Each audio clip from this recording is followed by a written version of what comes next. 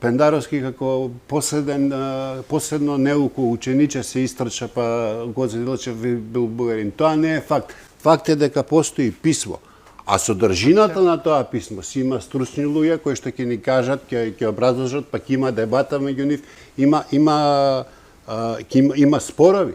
За еден документ имаш 6-10 различни мислења и така натаму. Бугарите првото што ни го удираат во лице, викаат вашиот председател рече дека Гоце Делчев е бугарин. И сега вие како да му објасните на тој човек дека не тоа што тој го рекол, туку штетата што ја направил со тоа што го рекол е недозволива за еден председател на држава. Прво ќе се информирате. Институтот за национална историја не постои заради мене или заради вас.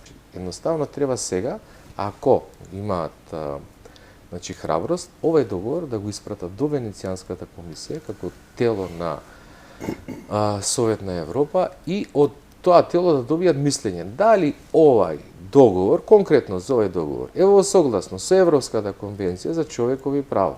Значи, дали ги исполнува условите.